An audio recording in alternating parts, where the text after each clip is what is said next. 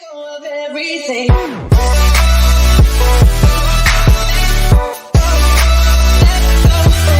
à tous et à toutes. Nous voilà pour une nouvelle présentation et vidéo au sujet de Trunas. Alors, je reviens aujourd'hui avec Trunas Core parce que la Scale est en cours de développement. La bêta ne sortira pas avant le mois de décembre et la première release au premier trimestre 2021. C'est pour ça que je reviens avec la version Core, qui est plus aboutie, excusez-moi, pardon. Euh, elle va, elle va être très similaire à la Scale, à part la base qui est sur FreeBSD avec l'accord, et sur la Scale, on sera sur Debian 11. Comme je vous ai montré dans la première vidéo, j'ai pu compiler des drivers, je pourrais faire pas mal de choses sur la base du système, que sur FreeBSD on peut le faire, mais bon, je ne connais pas trop FreeBSD. Je le répète encore, attention, FreeBSD n'est pas une distribution Linux. Elle n'a rien à voir. Voilà, alors, on s'y met ou on s'y met pas. Voilà. Alors, aujourd'hui, on va parler des plugins. Les plugins de Trunas. On va plus l'appeler FreeNAS, c'est terminé. Puisque, bon, ça a fusionné. Ce sera que Trunas. Alors la version Core, sur la version Scale, vu qu'elle est en version alpha développement, les plugins ne sont pas encore, enfin, ne sont pas visibles encore.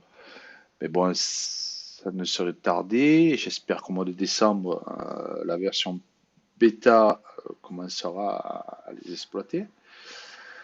Voilà. Et on va voir un peu aujourd'hui comment se comporte Plex sur ce genre de serveur. Parce que, bon, en fait, Trunas, à ce que je vois, est un peu le concurrent de Synology, on va dire. Hein. Oui, Synology fait du multimédia, Trunas en fait aussi. Voilà. Il n'y a pas qu'un plugin.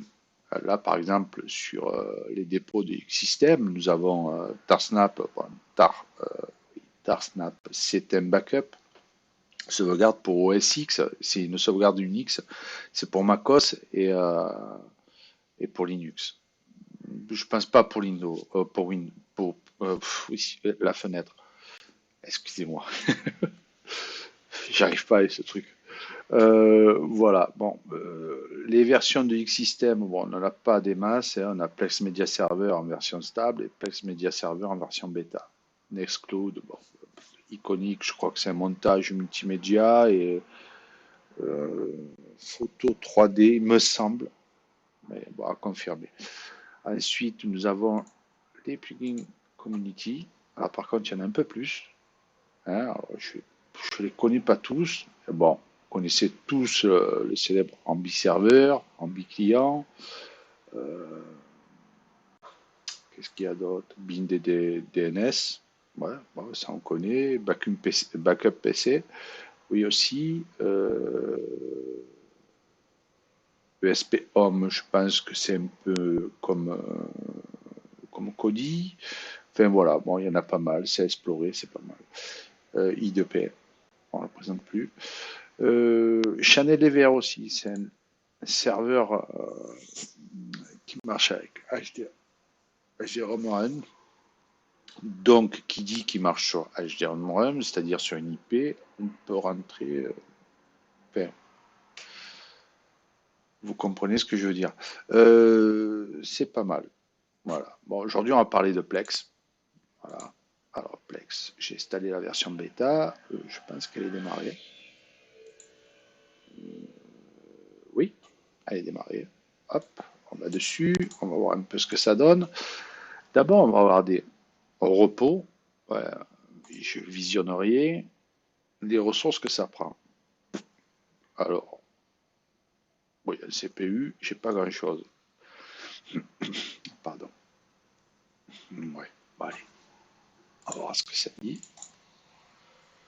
Une fois que je vais visionner, par exemple, un film ou autre. Alors ça, hop, il y a une petite mise à jour, mais bon, je vais pas la faire. C'est pas le but du. Ouais, c'est pas des films tout jeunes, ça. Hein. Ok, ça doit être en anglais, je suppose. Bon, écoutez, on va au hasard. Hein. Allez, on va essayer de lire ça. Hop, voir ce que ça donne. Apparemment, ça prend. Oui, ça prend. Bon. Alors encore là, l'image est bon, pas trop mal, mais bon, je suis sûr que parce que là, j'ai vraiment installé le strict minimum syndical, on va dire. J'ai branché un USB Ethernet, un dongle Ethernet. J'ai même pas compilé mes drivers avec les deux cartes sur le Droid. Je suppose que ça devrait marcher un peu mieux. Voilà. Voilà, bon, ça marche, c'est assez fluide. En ressources, qu'est-ce qu'on prend en ressources?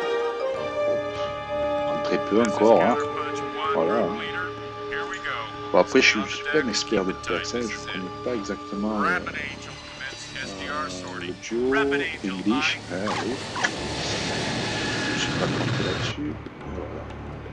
Voilà. Alors, en version bêta, d'ailleurs, j'ai fait un essai, je sais pas si ça va marcher là aussi. TV en direct, normalement, il faut avoir le code space. Et là, bah, voilà, et apparemment, ça permet de découvrir certains trucs, certaines chaînes. Voilà, bon, l'image est pas terrible, mais bon. Qu'est-ce qu'il y a d'autre? Alors, on va voir sur une télé en direct les ressources que ça prend sur les serveurs. Oula, ça c'est ma connexion qui est pas terrible. Bon. Alors, qu'est-ce que ça prend comme ressource? Bon, je suis toujours à 34, 35 degrés. C'est pas mal. Voilà. Juste pour vous montrer que Trunas fait à sa fonction multimédia très complète, hein, puisque bon, on a quand même, je sais pas quel pays c'est ça. Bon, il y a quand même le PG, il y a tout de paramétré déjà dessus, c'est pas mal. Vous pourrez prendre l'exemple pour d'autres chaînes, hein, on n'est pas obligé de. Ben, on avait compris, hein. Voilà. Mais c'est pas mal. On va voir un peu si ça marche. Ouais. Bon, c'est pas terrible. C'est du SD encore. Ouais. Mais après, je suis persuadé que dans les paramètres, ouais, on prend très peu de ressources. Dans les paramètres, hop, dans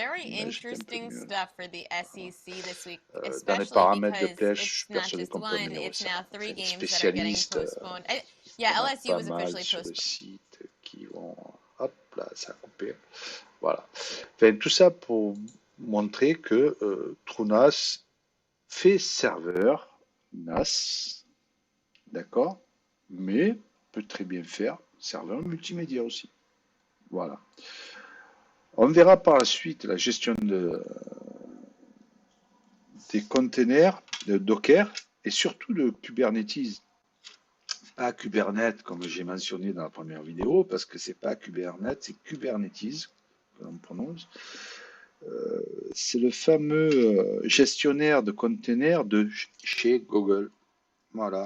Alors on va voir un peu. Je suis en train d'apprendre à les utiliser. Je suis en train d'apprendre comment les mettre en place. Et là, on va voir. Ça a l'air intéressant. Allez, je vous dis à très bientôt pour d'autres vidéos et d'autres astuces. Et voilà. À très bientôt.